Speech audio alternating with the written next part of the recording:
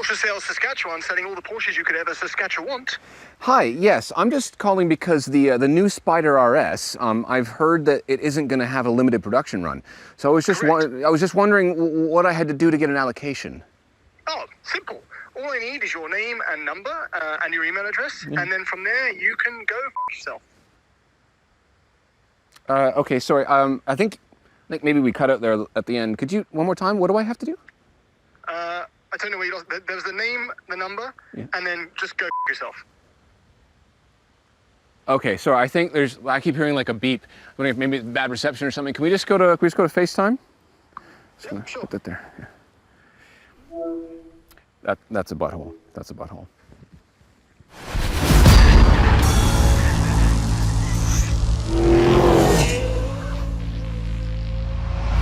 You're watching Throttle House. I'm Thomas. And I'm James. And somehow, we're both standing in front of about a $250,000 Boxster. No, it's not a Boxster anymore.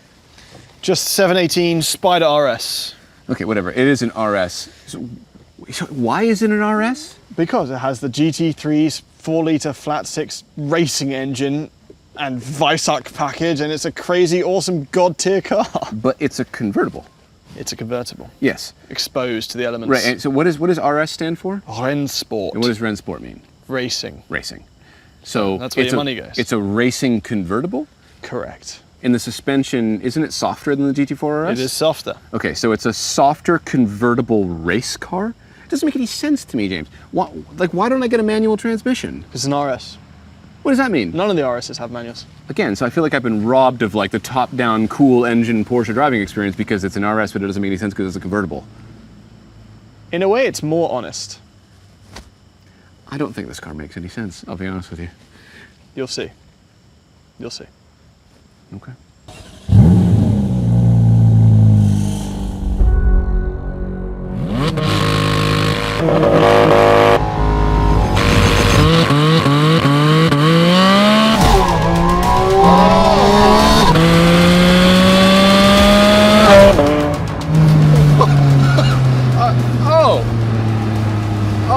Yeah. I understand. Yeah. I understand. Thank you.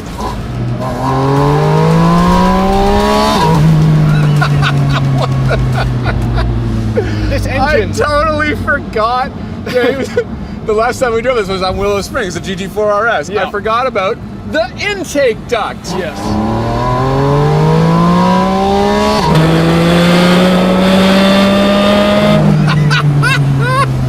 Yeah. Oh my lord! I also forgot. I've been living with this. What? I've been living with this, and when I picked it up, I was like, oh yeah, Boxster came, yeah. And then you do that. And that's just ridiculous. And the transmission. Like, listen to these downshifts.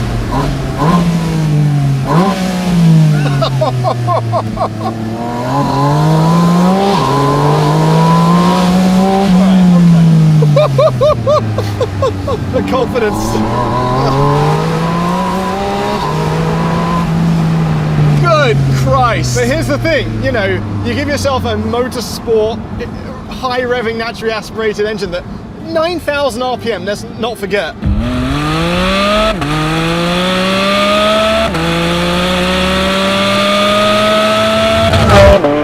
Yes, 9,000 RPM. And it makes you naughty. Oh like my you were God. naughty just there. I was so naughty. You get Oh so my much God. trouble in this thing. That is just absolutely, genuinely outrageous. So that engine now paired with this short ratio PDK, which is the only transmission option, Yes. it does work. Like, go to 5th gear, Here's 5th. and then just drop 3 gears in a second.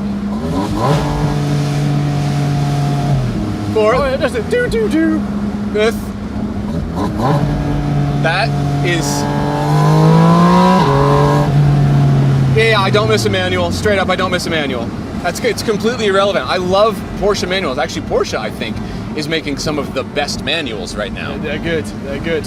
But the PDK. this is so damn good. It feels so race car. It's unbelievable. Okay. All right. Still, though, Yeah. I have to recalibrate. This is an RS car with the roof that goes down.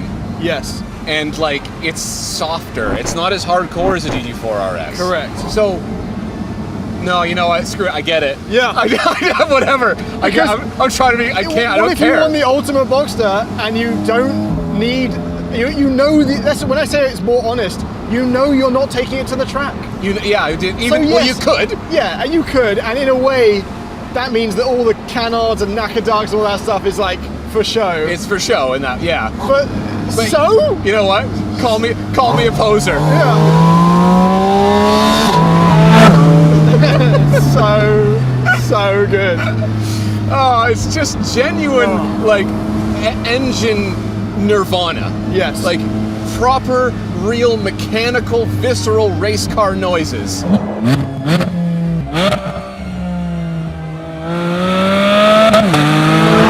I think top of second gear, if you go to it, it's like under 120 kilometers an hour. And the manual, you haven't even shifted yet. That has the most crescendo of any engine I think I've ever driven. Why are the downshift so fun? Like but just the nuances to the actual different parts of the rev range are outrageous, yes. And it changes with how much throttle you're applying. Yes. It's such a complete, unique symphony depending on how you're driving it.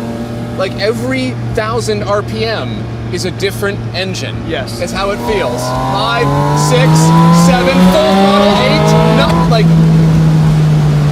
And so much sound is coming from these induction. I went past some kids yesterday, like a big group of school kids that just got off the bus, and I was like, all right, I'm gonna scare them. Yeah.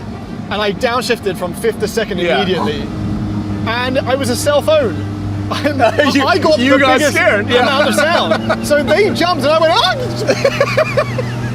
I tried to be cool, it wasn't cool. It's so exciting. And yes. You know, you get in this and you're like, okay, what is the cost proposition versus a normal Spyder? Yeah. I say normal Spyder, the Spyder's special on its own. And when we were in the Spyder and the normal GT4, yes. we said this is the benchmark. That's why when we're in these cars, this is it. Yeah. And the difference between that and this is intensity. Yes, exactly. It's intensity. Also, can I just say, just shifting our attention over to the rest of the car, there's no cowl shake. No. Right? This car is stiff. Solid. And the ride is perfect. Yes. It passes the Toronto test. I've been living with perfect damping. I can't, like, the control that I have is perfect, and it's never harsh. It's never harsh. Well, you're in normal mode at the moment. I'm not even in the stiffest, but I don't need to go. Because this is from an era of yesteryear, the steering wheel has nothing on it, which, by the way, when Thomas and I made a video of our perfect car. So good. And we gave it this steering wheel. We did. So instead we got a few real solid buttons down here to select stuff. So now he's in sport suspension.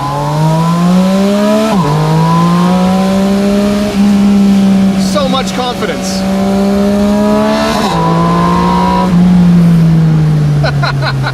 And I'm not even moving in the seat. No, we are absolutely locked into this car. It's doing everything. Perfect sports car. Perfect sports car. Which is what the Spyder already was. The Spyder RS is it's so mad. You know, you talk about exciting engine, naturally aspirated, blah, blah, blah. Yeah, I'm gonna put this up so I can hear a little bit better. Yeah, go ahead. Oh, by the way, so drop it, turn the exhaust off. Yeah, turn everything off. Turn it, and then on the highway, the exhaust drones. It does drone. At 120, 100. Okay. And at 100. At 100. And if you take the exhaust off, it's fine. And you still, if you drop a gear, you still get induction noise. It's still there. So, yeah, it really, when you want to calm this down, it just becomes a normal and the ride is cruiser. So nice. It's so nice. Yes, I know. I wish it's annoying because no one else does that.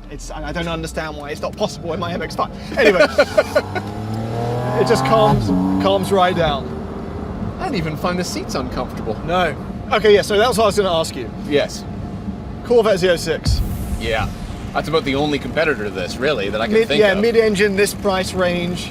Yeah. This is a more engaging experience than a Z06. Right. Would you say? Okay. So the steering is better, even though the steering isn't amazing. The steering's better in this than a Z06. And the transmission in the Z06 is brilliant.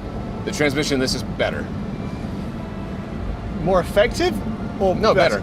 Better. It's better. It's faster, sharper. The downshifts are sharper.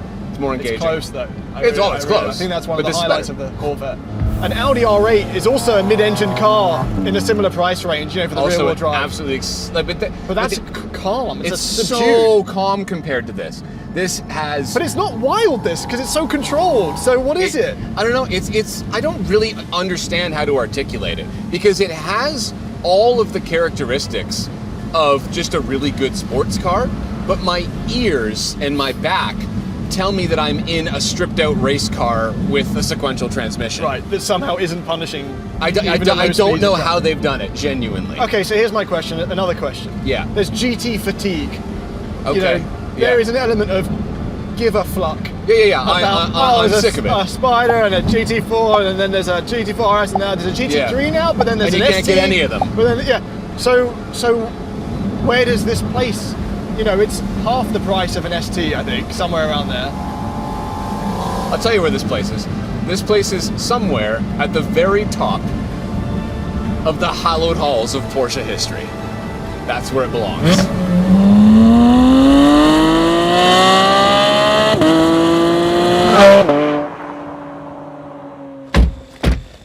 All right, before we pull over to talk about the styling here, we had a little go at taking off and putting on the roof.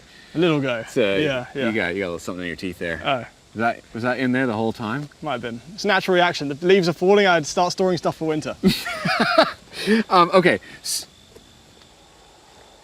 James, I believe you were responsible for this side. Yeah, you screwed that up. It's a dumb roof mechanism. You screwed that up. It's a dumb roof mechanism. Like, yeah, Alright, it gives you the option just- of having a bikini top. Let's just do the thing. For God's sake. Wait. A little thingy. Yeah. I don't think we need to pull that for what we're about to do. You don't even know. I don't actually know. No one knows how it works. Porsche doesn't even know. So you have to do. See, I've done more camping. That's why I'm good at like folding tents and sleeping bags. This is more Which is what complicated. this is. Yeah. Careful hands. I f***ed up this side. So, We're just gonna leave that just like that. the Spyder RS. Here it is. Compromised, confused, wonderful. Ah, yes, that's the word that I was gonna say. Wonderful is the best way to describe this car because it's so perfect at being a sports car. It's so perfect at being a Porsche. It's so perfect at being a convertible. It's so perfect at being a race car. Well, no. Fails the convertible. We got a half open. It's not perfect at being a convertible. Forgot about that. It's dripping in desirability. Yes, it is. This is the launch Vanadium Grey. But Vanadian? Like Canadian, but no, like with a V? No, it's an element on the periodic table. Element number 23, I think. What? Is it? It has center lock wheels. I will say it goes along with the it's a race car thing, but that is just a massive inconvenience if you're just using this as a weekend top-down cruiser, which is what you should use it for. Yes, you also don't need carbon ceramic brakes, but they actually don't. They're not an issue. What's up with the tires, by the way? This has got the what is it? What are these? Dunlop Sport Max. I don't know why. You know, it's weird because when you buy Porsches, and we've had this with 911s before, there's like. And I don't know if this is exactly the case with this one, because this can be had with Cup 2s. Yeah. But there's like 5 approved tyres that can come on your 911. That's so strange. And it doesn't make sense that they're not. Porsche's so German about everything else they do, but they're just like, oh, whatever tires, whatever you want, go for it. Visually, ignoring the fact that I ruined the roof, I see... Profile's a bit dead, yeah. But from the profile, I see baby Carrera GT. Yeah. The way this line comes in here, I haven't seen, and obviously the GT4 RS has that too, but for some reason, I guess with the roof down and the ducktail spoiler, just the way that the profile presents itself, that's like, you know, basically hypercar looking. Yeah, it's definitely got perfect proportions from every angle, and more so than the 911. I know that's sacrilege, but it just, I'm sorry, it is. Because it's a mid-engine car, to me, it looks more special. Right. The 911 is just, it's lovely, they're great, but it's still just a 911. You're being thrown by the ducktail here, because only special cars get ducktails. Yeah. Like the Sport Classic. It's not very well attached. Well, it's not an active spoiler either, so that's weird that it's a bit, it's for lightness. Everything's about lightness. That roof that we're having trouble moving weighs just over 40 pounds. I think it's like 16 pounds lighter than the normal Spyder roof. And all of that light weighting means that this is lighter than the GT4 RS. I'm just gonna do you're gonna do your job for you here. That's actually was for your previous mess up that I didn't fix. No, my side was perfect. All right, go ahead. Right in the center, there. That doesn't feel, no, it doesn't feel right. There's resistance there. No, it's not, you just gotta, just got to put it down. And then these, come on, these are the most satisfying, especially after the last car we filmed was a Tesla. Yeah. That's like got some like bolt action feel to it. Very built. And now there's no roof showing there. I'll double check this. There's actually a tiny little bit. Tiny little bit. James, there's fully roof showing. Why are you so bad at this? I didn't touch it this time. Oh my God. Anyway, this has the Weissach package. So we've got carbon fiber inlets here. We've got this is a carbon fiber reinforced plastic hood, but it's got exposed carbon fiber as well. These extra things are not carbon fiber. That plasticky looks a bit cheap. The wheels, this roof on this car is a whole thing.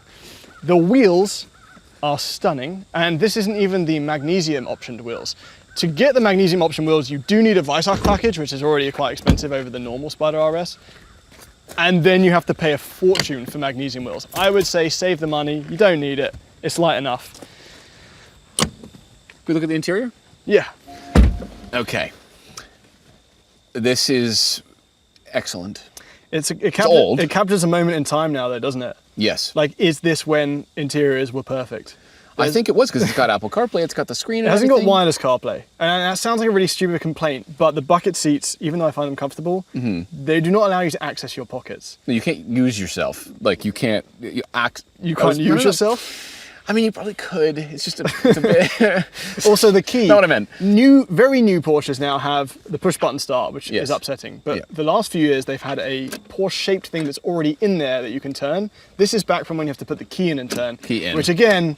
If you get in the car with the key in your pocket, that's a whole... It's a whole thing. That's a whole thing. Yeah, you can't use yourself, right? Other than that, no complaints at all. Well, there's no piano black everywhere. There's actual buttons. Beautiful craftsmanship. Like maybe over the years, this Alcantara armrest down here will wear out. I don't think it's Alcantara. This is their Tex-Mex thing. I don't think that's the name. Race Tex. Sorry. Yeah, they use it to make burritos with. Yeah. So this is their Race Tex. It's their lighter, more affordable. Yes. Not affordable, more race. It's got the straps because it's like a race car. It's lightweight. It's super gimmicky. But it is lightweight. No, it is lightweight. I get that, but like there's so much other stuff in here that makes it heavier. Like this is not saving any amount of weight. We got the gear shifter that makes it look like you driving a manual from far away. Yep. Listen, the seats are, you can option the non-bucket. I think it would be a mistake to not get these on this particular trim of car. They are totally comfortable. However, I wouldn't mind if the back was like 1 or 2 degrees a little bit more open. Right. Like I end up feeling like I'm doing this. But this isn't a road trip car. No, it's not, but it's so close to being able to do literally everything. Because your ears will give out before your back does. That's true, actually. It's so loud. Like, I'm pretty sure it's, like, dangerously loud to your hearing. And it's right by your ear. Wide open throttle past 5,000 RPM. Yes. You feel it. You really, really feel it. It's genuinely awesomely loud. There isn't much else to talk about. There's nothing new in here, right? No. But this is 2016. Yeah, exactly. But it's just, as you said, it's a perfect example of when, at least I think we believe, that interiors were exactly what they need to be. Analog gauge cluster, a little bit of digital, Apple CarPlay, physical buttons, and... Yeah. I think the fact that we're in this and it's 8 years old already, I think 10 years from now, this won't feel dated.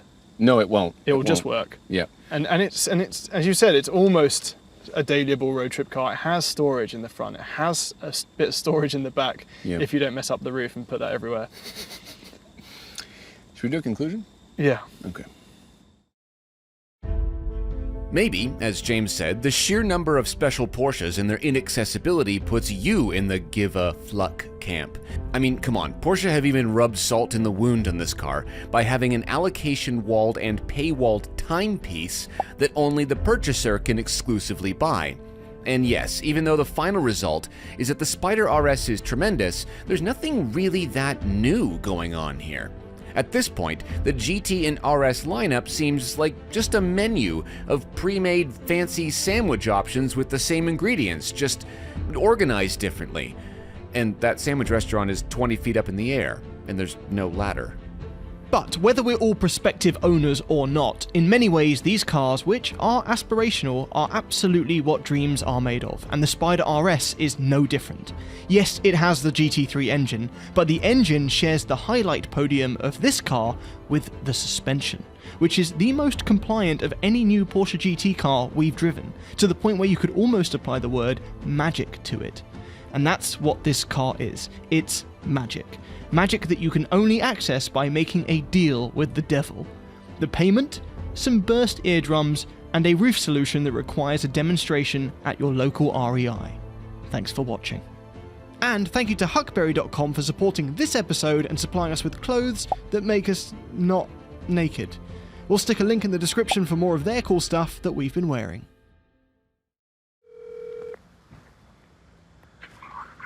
Porsche Sales Calgary. Hi. Sorry. Porsche Sales Saskatchewan, sending all the Porsches you could ever Saskatchewan want.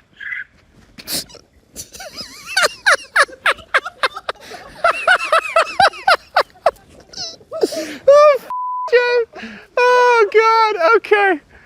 Never gonna be able to get through that.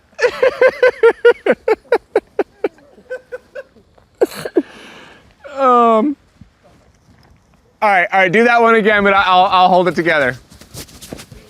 Do that one, yeah, do that one. All right, here we go.